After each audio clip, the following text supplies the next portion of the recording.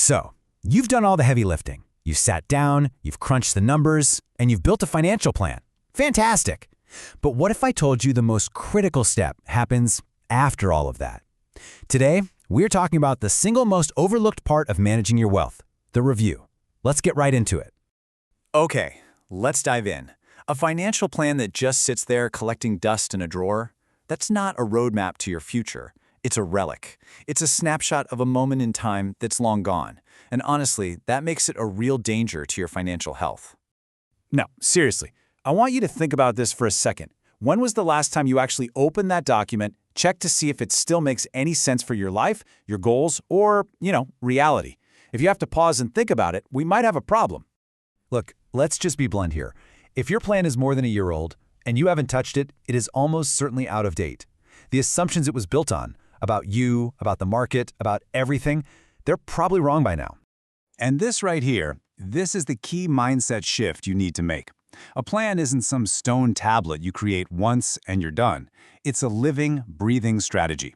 This idea is a core principle in professional standards, which make it super clear that financial planning is a cycle. And the review? That's the engine that keeps that cycle turning. It's not an optional extra. It's the whole point. So why do these plans go stale so fast? Well, it's not just one thing. It's like your plan is under a constant assault from a bunch of different directions. Let's break down the two major forces that are actively working against your plan right this very minute. First, there's the biggest variable of them all, you. Your life doesn't stand still, right? You get married, maybe divorced. You have a kid. You get an inheritance. Maybe you just decide you can't stomach the same amount of risk in the market that you used to. Any one of these events is big enough to completely torpedo the assumptions your original plan was built on. And you know what? Even if your life was perfectly impossibly static, the world around you is not. Tax laws change every single year. The market zigs when everyone expected it to zag. Inflation forecasts shift. Your plan is constantly getting battered by these powerful economic forces that are completely out of your control. So, how in the world do you fight back against all this? You can't stop life from happening, and you certainly can't stop the markets from moving. The only answer is to build a process for adapting. And that process is the annual review. Seriously, think of it like a comprehensive physical for your money.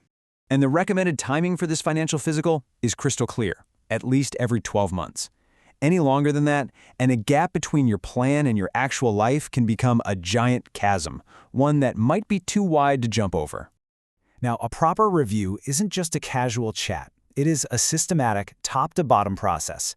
You have to re-verify every little detail, stress test your goals to see if they still hold up, take a hard look at your net worth and cash flow, and, this is a big one, reevaluate how much risk you're really comfortable with. Then you check your asset allocation and make sure the products you're in are still a good fit. It's a full diagnostic. Okay, so out of all those checklist items, I want to zoom in on one that is absolutely critical. It's the action you take to correct something called portfolio drift. You've probably heard this term thrown around a lot. It sounds kind of technical, but what does rebalancing actually mean in practice? Let's break it down real simple.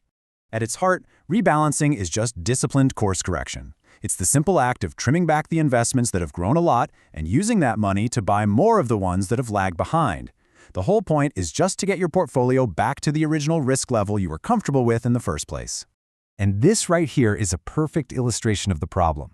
Let's say you started with a classic 60-40 mix of stocks and bonds. But then stocks have a really great year.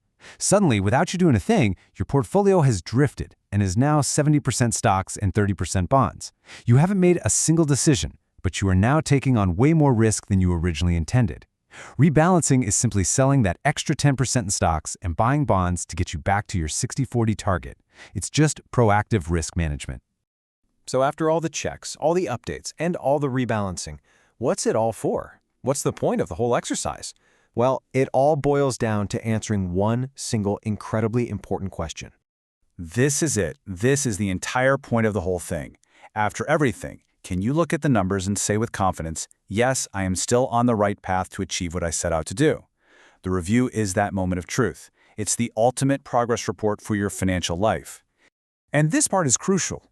If the answer is no, you're off track. The review isn't a failure. In fact, it means the review worked. It's a diagnostic tool. Its job is to pinpoint exactly why you're off course, and then lay out the specific, actionable steps you need to take to get back on it. It turns what could be a crisis into just a manageable adjustment. So, your plan is updated, your portfolio is rebalanced, you're back on track. You can relax now, right? You're done? Of course not, because those forces of change, in your life and in the world, are already at work, chipping away at your newly updated plan. The review isn't the end of the process, it's just the beginning of the next cycle.